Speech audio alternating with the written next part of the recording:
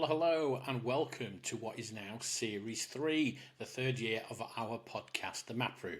The podcast where we try and help you, the small business owner, maximise your entrepreneurial life. Well, we've made some changes for 2025. Firstly, as you can now see, we've invested in video. And we've done that in the hope that maybe by putting a few faces to names, be that of the map team, some of our clients who you'll meet over the series, and also some of the subject matter experts that we always get in from time to time. We've also made some changes to the format for this year in what we're calling the Map Room briefings. The clue of that's in the title. They will be shorter, they will be less formal, and they'll be made available in a range of formats to help you access the content on a wider basis more easily. So in the first episode of our new series, we get to introduce you to one of our longest standing clients, Rob Borley, the Chief Exec of Dootrix. We talk about a number of areas. We start off with financial confidence and how over the years Rob has increased his confidence and what that has done for himself and his business. And we talk about the purpose of a board. Why have a board? As a small business owner, what will it do for you and how can it add value to you and your business? We also then go on to talk about the subject of exit. And when opportunity knocks, how do you make sure you are ready? You are ready for both a transaction and maybe more importantly, ready to put yourself and your company in the best light. So however you consume this today, sit down, grab a brew, whatever it is, I hope you enjoy it and thanks for listening. So I'm delighted today to have with me one of the great map clients, which is Rob Borley from Dootrix. Rob is the Chief Executive of Dootrix, and in a moment I will ask him to explain Dootrix for a few people. But Rob's been with us now for, let me think, August or autumn anytime 2017. So we've gone through a long journey, and we often say with MAP that it's about the journey with the business owner. Yes, we provide accounting services, but if you only buy your accounting services, I personally believe you're probably missing out on some of the value that you can get from the relationship. So maybe, Rob, over to you. Start with, help us first of all, tell us a little bit about Dootrix. How did you start Dootrix? Where does it come from? And then we'll talk about how you found MAP and the MAP journey. Yeah, great. Thanks, Stuart. So, Dootrix is a pioneering software technology consultancy. It started by myself, my business founder, Kev Smith, and 12, 13, 14 years ago, something like that. And we were practitioners, naive practitioners who just thought we knew best. We thought we could do things better than the people who were employing us before. So we thought we'd have a go and start our own show. And we started really as a mobile development agency back in that kind of iPhone early days when iPhone was the next thing. And that's what got us excited and got us really kind of out of bed in the morning. We really wanted to be able to take this exciting new technology to business and enterprise. Everyone had experienced that from a consumer point of view, and we could see the coming wave of how that was going to impact business and enterprise activity.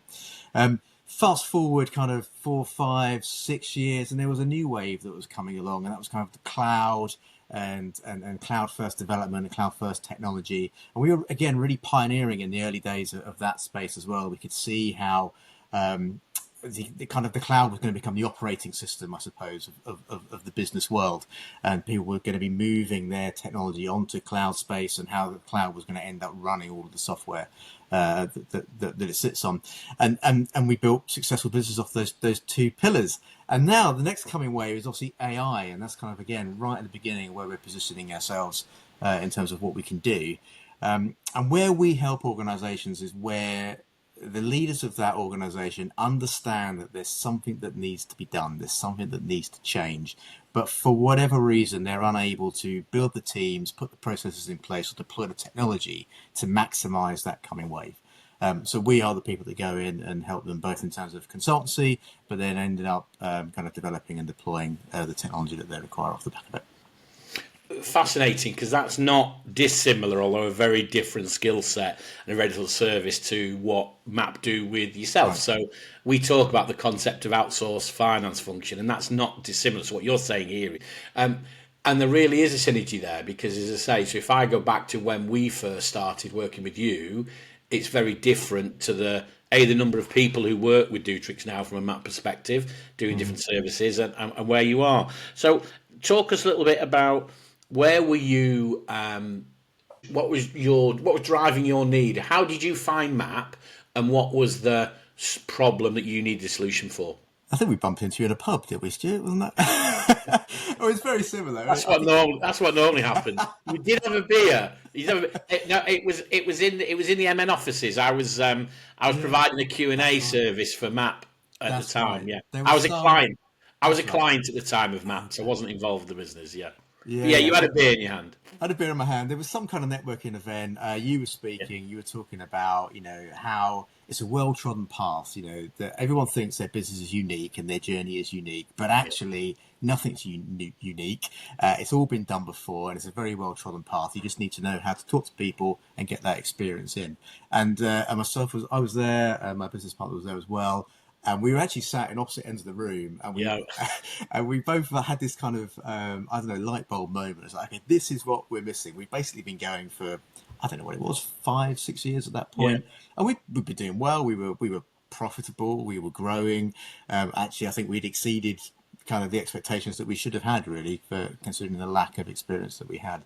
But you got up on stage and you were being interviewed, and everything you said was like, "Yep, we've got that problem. Yep, we've got that problem. Yep, we've got that problem." And we thought we were special. We thought we were unique. Yeah. And then Kevin went and spoke to you, and then I went and spoke to you, both completely independently. And you're like, "You guys should really talk. You've got the Yeah, same that problems." was my embarrassing moment. Kev, you need to meet this guy called Rob Borley. Yeah. You're on a similar wavelength. Yeah. And then from there, obviously, yeah, we just started, figuring out how we can get you involved and learn from some of that experience. Paul's recently launched his book, Financial Confidence of Digital Agencies, and that was on the back of a number of things.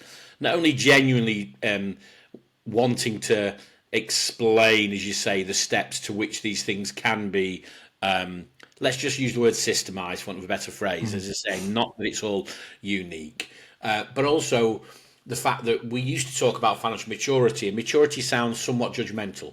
Are you a mature business? You can be a very mature business without being financially mature. So we turn it to confidence. So I'm interested in.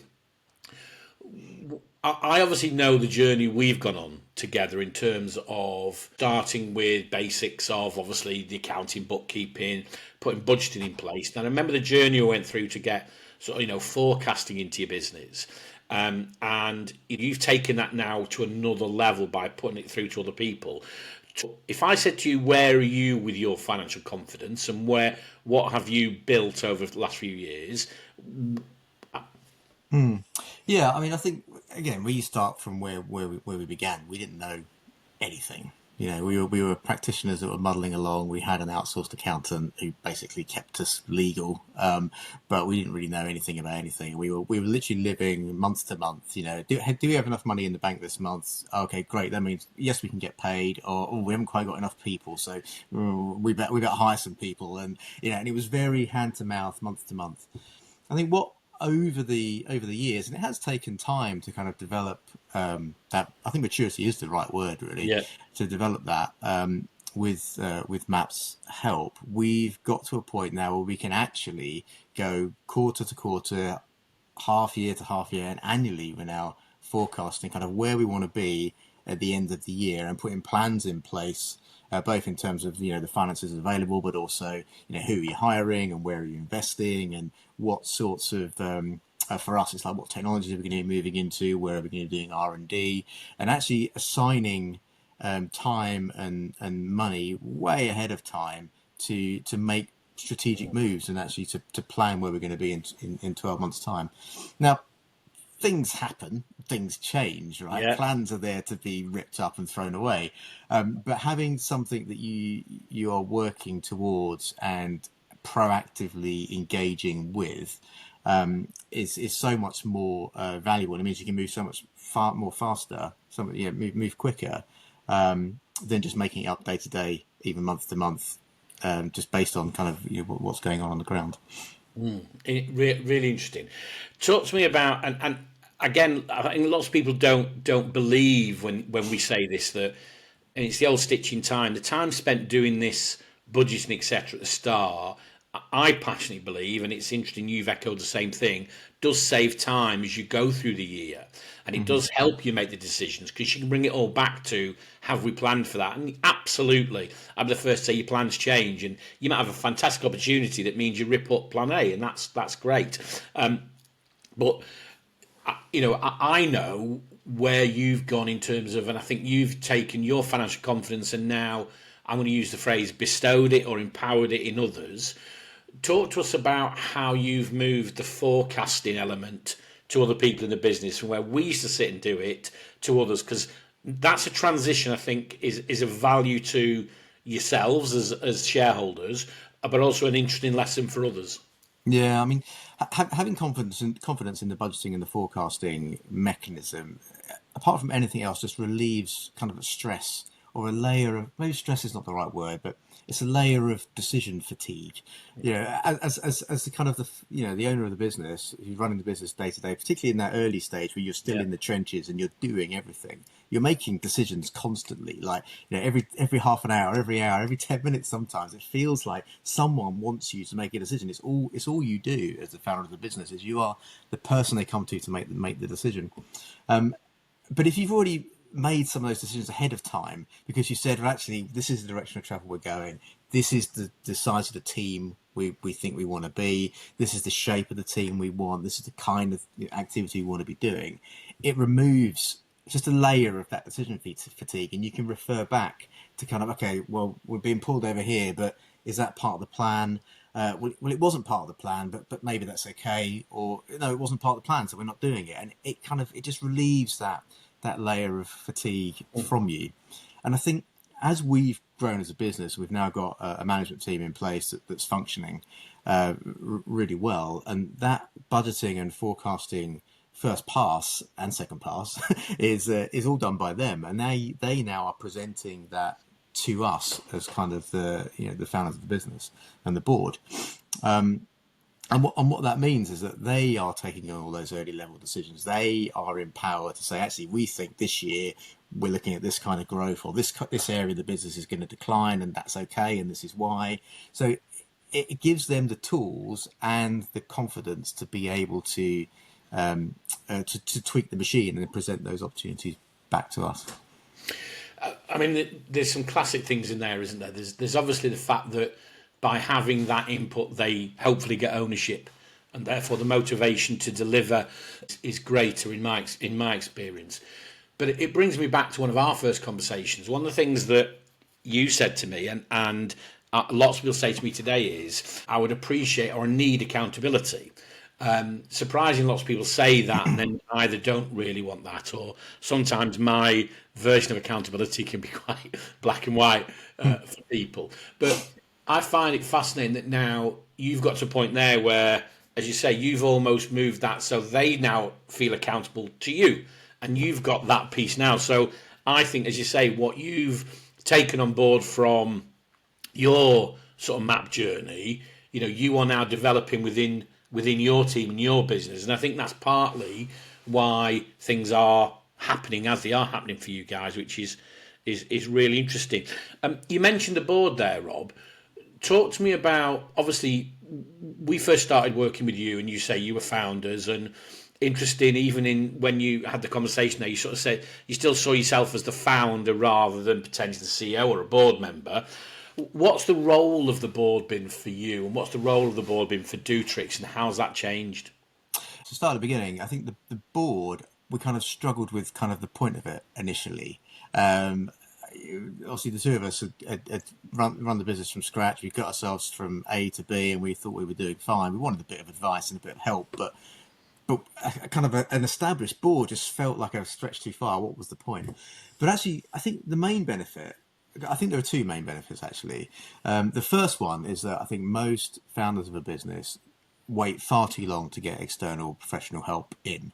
People that are experienced, that have done the job, professional services, whether that's accountancy or legal or whatever it is, people that are specialists in a particular field that you don't know very much about, and have they've walked the road, right? So they know the journey that you're on. People wait far too long to get those people involved, and I would encourage everyone to do that as soon as they physically can. The second thing is, go on. What drives that, Rob? Do you think that? I absolutely agree with you, and guess what? I was not dissimilar when I first started my own business.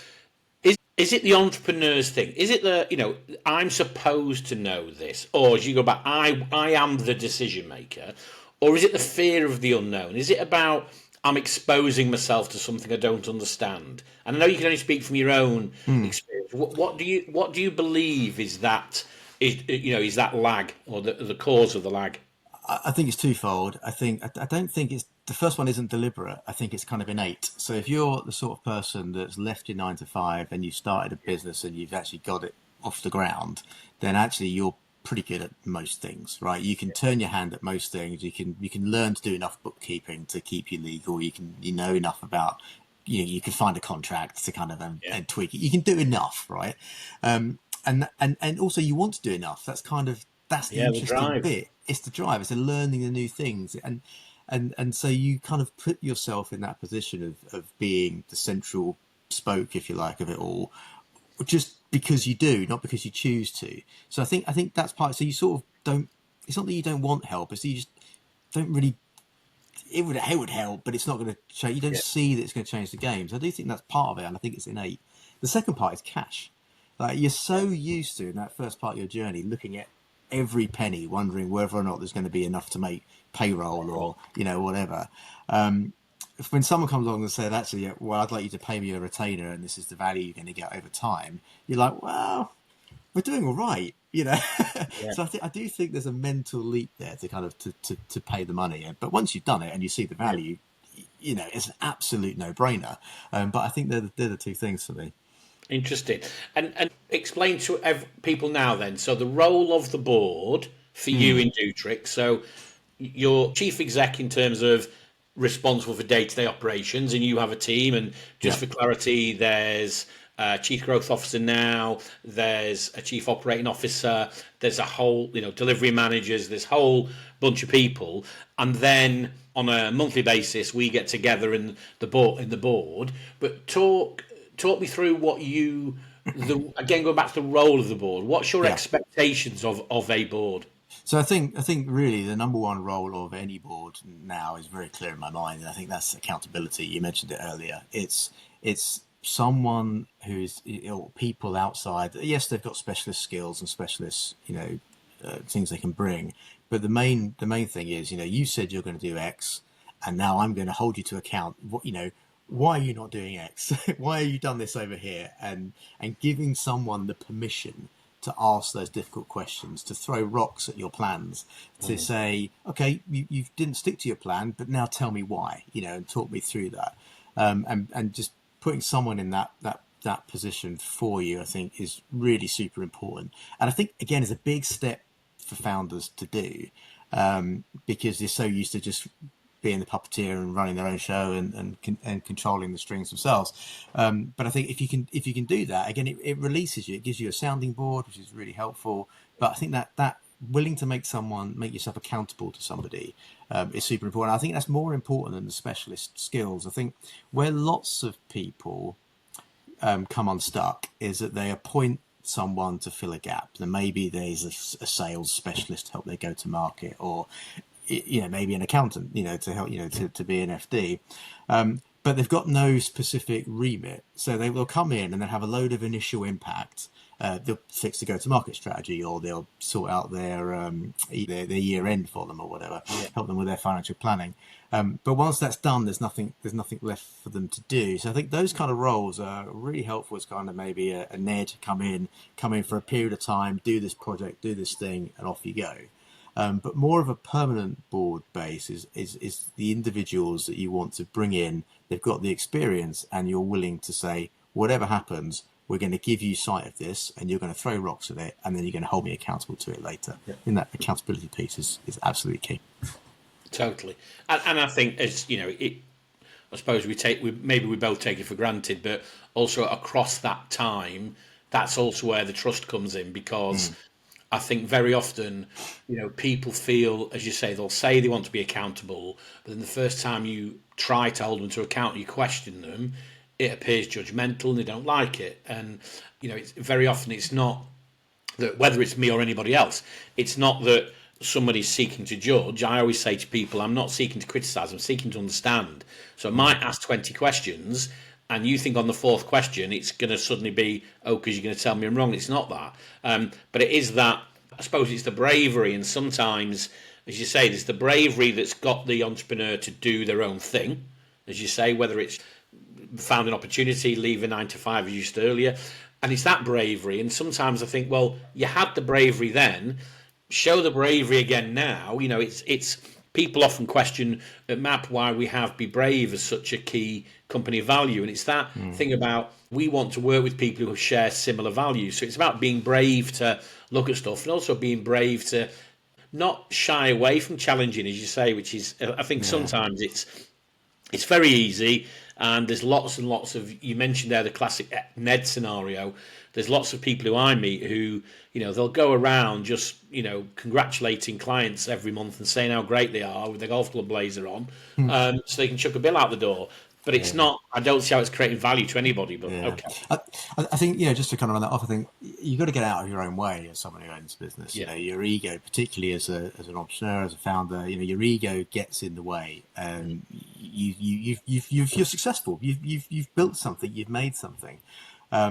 But if you want to kind of take it to the next level, you have to be willing to say, right, there are limits to kind of my experience and limits to my understanding. I'm going to get these people in. Often people ask me the question now, because we're old, we're not in the business anymore. You know, we're 13, 14, 15 years old, whatever it is. People come to me and say, if you were starting again, what would you change? Would you be able to do anything different? And I said, it kind of comes back to my earlier point. I always say now, I think we could get to where we've got to in half the time just by getting people in sooner who have walked that journey already, who have trodden that path already. You know, if you're on the 0 to 500,000 path, someone's already done that. If you're on the 500,000 to 1 million, someone's already, if it's 1 to 5, if it's 5 to 15, somebody's already done that. Get those people involved, help them, allow them to help you on that journey. Just get out of your own way, I think is the key.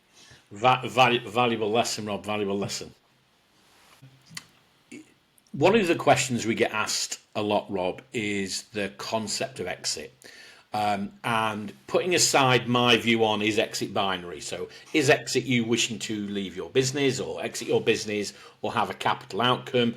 Or is exit, when you and I first met, it was in 3 years' time, we'd like to have options. And those options are, we may choose to go down a route to sell. We may choose to do other things with our lives. We may choose, but we just want options. And that was an interesting starting point. And obviously over the time that, you know, we've seen the growth of Dootrix and the success of the areas you've gone into, people come knocking. People always come knocking. Some genuine, some not. How have you dealt with that, and what have you learned? So if we asked you a question that said, you know, if you started again, if someone comes knocking in the next year on Dootrix's door, what have you learned from those experiences, and what would you maybe do differently? Yeah, I mean, that's a broad question. I think the first point to say would be, and I think you say this regularly, is that everybody exits their business. Some people it's on their terms, and some people it's not, right? So you are going to exit your business. So you want to figure out kind of how that's going to happen for you and what you want individually. And what you want is going to change. I mean, as you say, when we first met, we didn't really know what we wanted, but we wanted options. And over time, you think you want one thing, then you think you want another. And things change as the business changes and the world changes and you change, right? So just accept that as a given. Yeah, absolutely. So I think the number one biggest thing I've learned is you want to always be ready. You know, and I think a big part of that is obviously the services that MAP provide. You know, it's making sure that you've got a regular cadence in terms of, you know, things that are important. Okay, things that are important are board minutes. You know, this is another reason I have board meetings. They want to know what you've been talking about, whether you've just got lucky or is it a strategy or is there you know, trajectory that you're on, you know, and the way they do that is they look at the board minutes and the board packs and say, look, you know, is this stuff real? So you need structure and cadence around board meetings. Management accounts, you know, obviously we're in that regular monthly management account cadence now with MAP and have been for many years.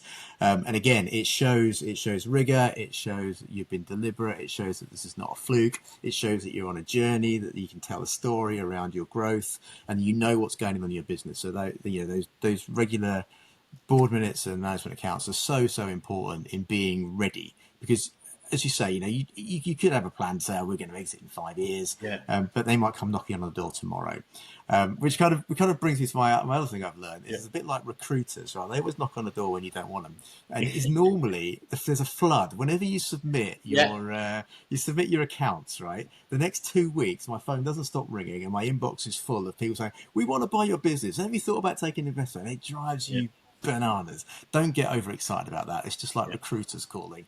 it's stupid. Wise words. So I think that's number one. Be prepared, because you don't know what you're going to want. And if you've got someone knocks on the door and you haven't really thought about it yet, and you actually at that point you may decide, I quite fancy this. You've now got a whole load of work to do, and you may not be able to pull the information together in a timely way or in a way that they want. So just be prepared. Start now, assuming that it might happen in 3 years, and then you've got 3 years of documentation to do. So that's really important. I think the other thing for me is really important is that you want to make sure that you know who you are as a business and what you are doing as a business and what you want out of your future. Because when someone comes knocking, and we've had this a number of times now, whoever comes knocking, they always want what they want, and they want you to be what they want you to be. And it's very easy to get pulled out of shape and try and tell one story or another story or whatever. And whichever way it goes, I think if you lose your sense of identity, I suppose, as a business in that kind of conversation, it actually then devalues you. It not only devalues you sort of financially, but it changes the way you feel about your business, because you're now running something which you maybe no longer want to be a part of, or you no longer recognise because you've told a story that isn't true to you. So I think that's the other thing. So be prepared and really understand who you are, so that you can be authentic during that journey. I think they're two real strong piece of advice there, Rob. I'll come back to be prepared in a minute, but that one that you've just said, I've seen it so many times where I was involved in an AIM-listed business where part of our growth strategy was buying smaller companies up. We made 14 acquisitions over a few years, and that was very much the buyer coming in with a pitch. We are building this big group. We can put you into this group. Your business will become better overnight, and you will benefit from this and this. And there were some technical things in there. The fact that they suddenly, because it was a PLC, these were publicly tradable shares, so you could trade some shares, take some cash out, etc., etc. But so many of those didn't work out as they should, because, as you say, it's maybe the flattery, the vanity then of this person really wants me in, and yes, suddenly everything you've done, as you said, you're not the ultimate decision maker anymore. The culture changes, and the role of the bought company then becomes a cog in a different machine. And as you say, it's really difficult to hold that identity. And I've seen many people, and through my time with MAP, I've seen people regret that deal because they've either gone for an earn out and then just didn't. It was never going to happen. The maths were never going to add up, or the culture was such a misfit they didn't like it. Or I've seen others that have been, very pleased that, I always say I was fortunate when, I sold MediaBurst to say it was an American and NASDAQ listed business, therefore, don't knock on our doorstep on Monday. Brilliant. But I had something else already. I've seen others who've done that and gone, it's great, and then now lose all that identity and everything. So I think that's really, really valuable. And I would say that's partly the work that I think we've done together, and also, again, use your, going back to the same phrase, the maturity. I think where you are now, you know if what the right offer would look like. The first offer is very flattering. We all see pound signs, but now I would put that offer in that box over there, or that box over there, or what does it give to me, which is really valuable having gone through it. I just want to ask a question on readiness. When opportunity knocks, as you say, you've got to be able to react. And I remember first time this happened with yourselves, obviously we introduced the concept of the data room. And again, that was another thing where you sit there and obviously say, well, hang on a minute, this is an expense I wasn't expecting. We would argue it's an investment, but let's have this conversation. And I remember saying to you, well, the problem is if this works now and this concludes, you might think it was the cost of said it's great. But actually, the real value is if this doesn't happen now, you've got all this. And you don't have to go through it all again.